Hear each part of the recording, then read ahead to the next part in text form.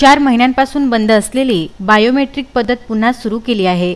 अन्न व नागरी पुरवठा विभागाचा प्रताप यामुळे बायोमेट्रिक मशीन कोरोनाचे हॉटस्पॉट ठरल्यास नवल वाटणार नाही। अन्न व नागरी पुरवठा विभागाने पुन्हा कोरोनाच्या खाईत ढकलण्याचा भयावह तेवढाच संतापजनक निर्णय घेतला आहे।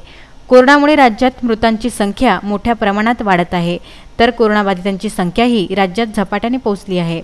कोरोनामुळे लाखो लोकांचे रोजगार गेले। अचानक झालेल्या लॉकडाऊनमुळे हजारो लोक अन्नापासून रस्त्यावर तडफडायला लागले।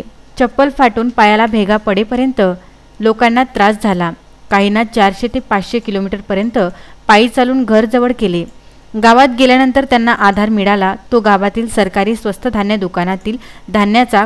कोरोनापासून दूर राहण्यासाठी गेलेल्या मजुरांना पुन्हा शासनाच्या एका निर्णयामुळे कोरोनाला जवळ करावे लागणार आहे। सरकारी स्वस्त धान्य दुकानात गत 4 महिन्यांपासून बायोमेट्रिक पद्धत बंद करण्यात आली होती। पुन्हा ऑगस्ट पासून बायोमेट्रिक पद्धत सुरू केली। अंगठा लागल्यानंतरच रेशन धारकांना धान्य मिळत आहे। स्वस्त धान्य दुकानदार व ग्राहकांना आता या सर्वांना कोरोनाचा धोका निर्माण झाला आहे। अंगठा नाही तर धान्य नाही, अंगठा लावणे शासनाने बंधनकारक केल्याने आता अंगठा लावल्याशिवाय सरकारी स्वस्त धान्य दुकानात धान्य मिळणार नाही। SCN news Paratwada, Vidarbha news Amravati करिता चूरणी येथून मारुती पाटणकर यांचा वृत्तांत।